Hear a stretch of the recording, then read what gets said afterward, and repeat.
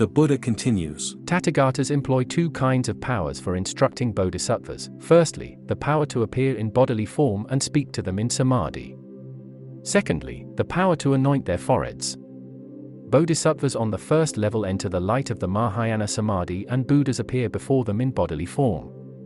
Their power is the result of good roots from past eons.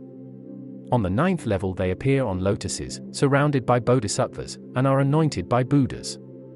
All special abilities of bodhisattvas for samadhi and teaching depend on these two Buddha powers, relying on which bodhisattvas meet the Buddhas. When Buddhas enter a city, music plays spontaneously and the deaf, blind, and mute are cured.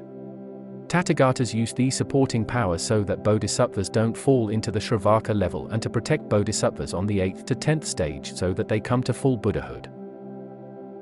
Mahāmati asks, is the Buddha's dependent origination the same as that of other paths?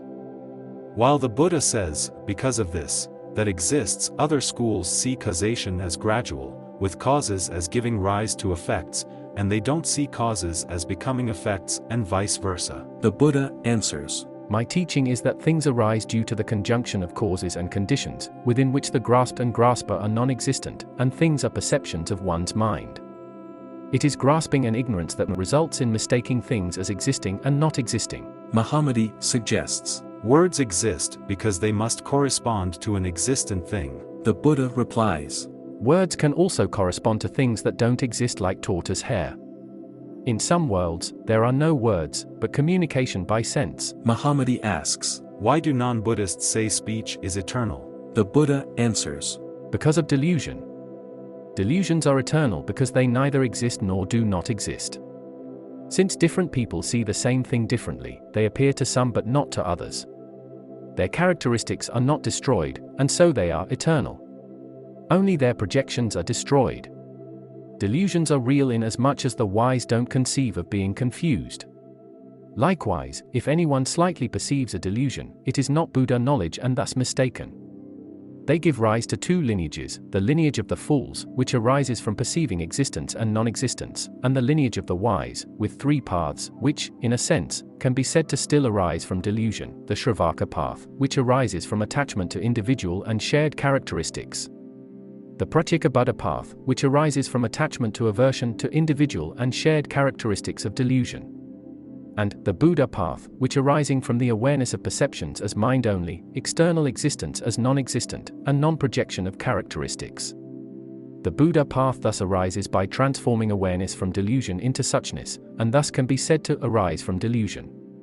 This is equal to nirvana and is a mind set free. Mahāmati asks if delusions exist. The Buddha answers, if they existed, grasping to them would never cease, and that would also amount to a definite cause and effect. Delusion is thus an illusion. Mahāmati then asks if delusion can cause other delusions. The Buddha replies, illusions don't cause delusions as they don't cause misperception. They don't cause misperception since they do not project. It is the minds of the deluded that give rise to delusions. Illusions are the only reason we have something to compare things to. Mahāmati asks, does illusion arise from attachment to illusion or to something else? If the latter, something would exist that isn't illusion. Since different characteristics of a form have no cause, their appearance is illusory, so attachment to those characteristics isn't what makes them illusory. The Buddha replies, things are illusory because everything is unreal, but people see them in terms of characteristics of their own projections. Mahāmati asks, is there not a contradiction and you say that the non-arisen is illusory? The Buddha explains, there is no contradiction, what arises also does not arise. Existence or non-existence are perceptions of the mind. It is in order to refute confused members of other schools who hold that things arise from causes that I speak of non-arising. In order to refute the view that nothing exists, so that they will believe in karma and samsara, I teach existence. In order to help them get free of self-existence, I teach the illusoriness of self-existence. As regards the characteristics of word, phrase, and letter units, word units are established based on an object, and they also refer to the four formless aggregates. Phrase units are units of meaning defining or determining the self-existence of something. Letter units points to word or phrases, are long or short, high or low. The Buddha continues, In the future, the wise might ask the unwise what is meant by avoiding views of sameness, difference, both or neither. The unwise might answer that these are not proper questions, and that the Tathagata declared matters of such comparison as unanswerable. However, they don't understand that this silence was to help the unwise overcome fear. Those of other paths teach unanswerable things, like that the body is identical with life because they are bewildered by causality. But I teach getting free of grasper and grasped and not projecting. I do not teach the answers to unanswerable questions. However, when someone is grasping to the grasped or grasper, then I remain silent. I use 4 kinds of explanation to teach: direct answers, another question, analysis, or silence. Above all, understand that which exists is neither created nor arises from causes, and thus does not arise. They also have no self-existence due to a lack of characteristics. They also can neither be grabbed nor released.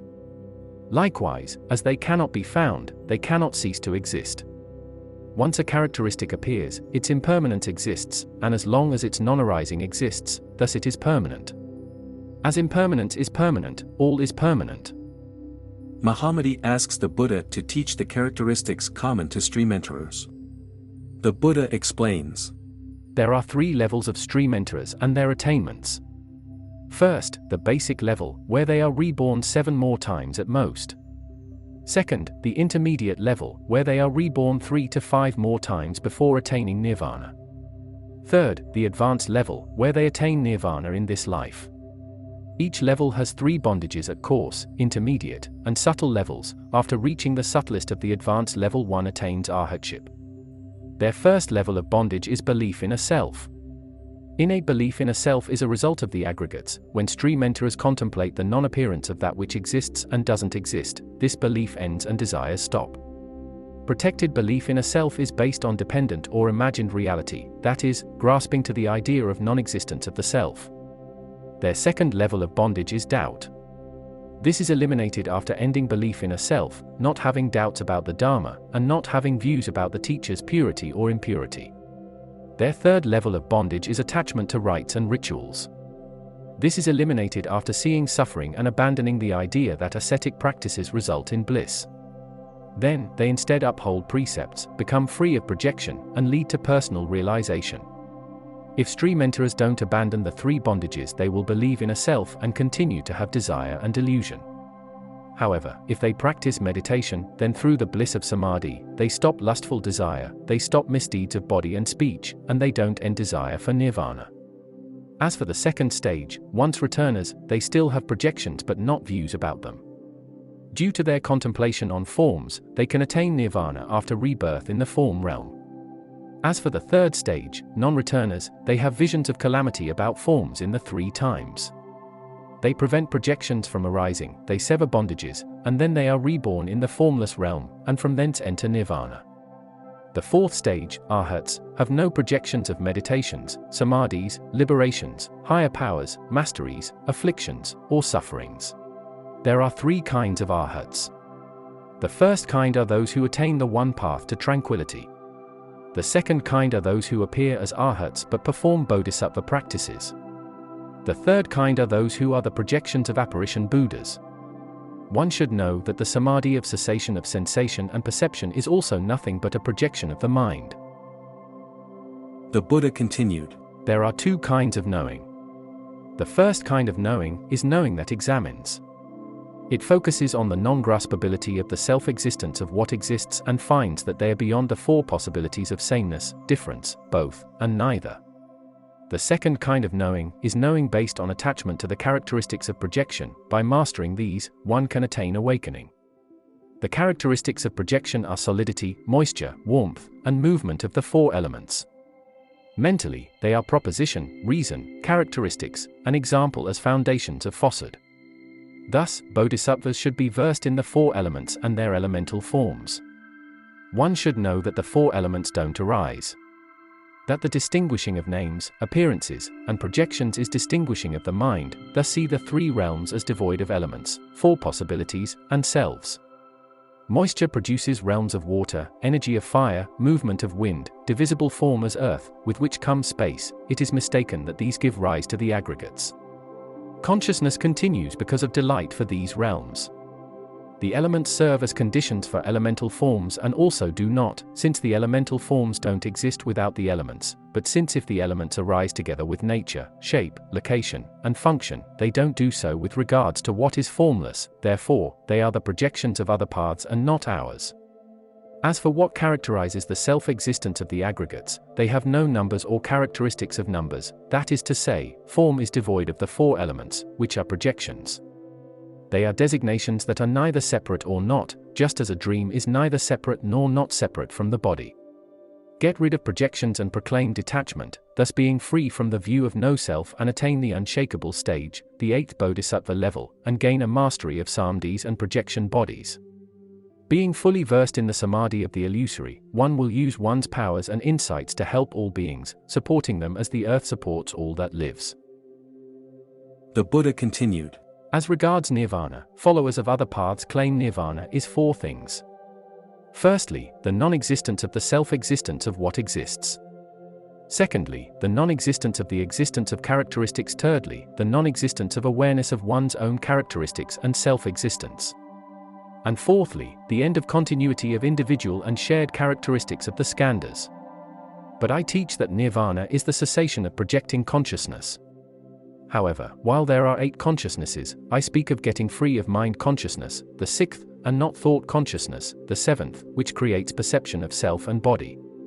This is because the 6th consciousness is the condition whereby the 7th arises. The 6th consciousness produces the habit energy that nourishes the storehouse consciousness. Likewise, the view of a self and body of the 7th consciousness is a supporting condition of the storehouse consciousness. So, when the 6th consciousness ceases, so does the 7th. The Buddha explains. The different kinds of projections of imagined reality that we must put an end to are, the projection of words, attachment to various sounds of speech and song. The projection of the objects of words, the arising of words in dependence on objects or on the words of the Buddha. The projection of characteristics, the projection onto objects of words of solidity, moisture, warmth, and movement. The projection of value, the delight in precious things like gold. The projection of self-existence, the projection of something being like this and not otherwise. The projection of causes, the appearance of characteristics of causation supposing causality. The projection of views of existence, non-existence, sameness, difference, and so forth. The projection of reasoning, arguments whose logic involve self or possessions of self. The projection of arising, attachment to arising regardless of causes. The projection of non-arising, due to non-functioning of causation or arising of entities without a cause. The projection of continuity, something that continues between one thing and other like a golden thread, or needle and thread, or of something surviving death. The projection of bondage and emancipation, attachment to causes and conditions that bind or unbind. People are attached to the self-existence of projections of objects to which they are attached. Illusion and the objects are neither separate nor not separate, since illusions both cause objects and are not indistinguishable from them. The Buddha continues. Wisdom comes from non-projection and non-speculation. There is conventional, projection, ultimate, and non-causal truth. In conventional truth, projections resemble contemplating a multitude in one. Imagined reality is grasped.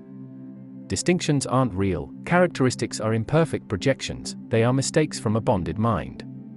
The conventional doesn't exist, and dependent does, the conventional is based upon projections. There are 12 kinds of projections. Imagined reality arises from names. It vanishes in wisdom. Imagined reality is a painting projecting dependent reality, other schools see it as other than projection. In ultimate truth, dependent reality is like cataracts, the forms seen neither are nor aren't cataracts. Dependent reality is ungrasped. Imagined reality is dependent, projections are based on dependent reality. Beyond projections is ultimate truth. There are 6 kinds of dependent reality. Dependent reality arises from appearances and from projection. It vanishes in wisdom. In perfected, non-causal truth, refined gold or the cloudless sky are purified imagined reality. Personal realization has no distinctions, no different kinds. Identical with suchness is the 5 phenomena and 3 modes. Perfected reality cannot be said to exist, so nothing is distinguished therein. In the realm of Buddha, knowledge projections and the two realities become apparent. Mahāmati asks, what characterizes Buddha knowledge and the one vehicle on which the bodhisattvas need only rely? The Buddha explains, the understanding that projections don't exist. Bodhisattvas should examine their own awareness in a quiet place. Avoiding views and projections, they advance steadily to Buddhahood. As for the one vehicle, it is the one vehicle of the path to realization. It is the suchness in which projections do not arise. The one vehicle is beyond Shravakas, Pratyekabuddhas, and even Brahma. As Shravakas and Pratyekabuddhas don't enter nirvana alone, but practice detachment through the Buddha's power, they are not taught the one vehicle. Also, they still have habit energy and the obstruction of passion and don't know of the no-self of phenomena. They are not free of karmic death. After ending their habit energy and realizing the no-self of phenomena, they realize their samadhis don't exist and enter the realm where they obtain the Dharma body.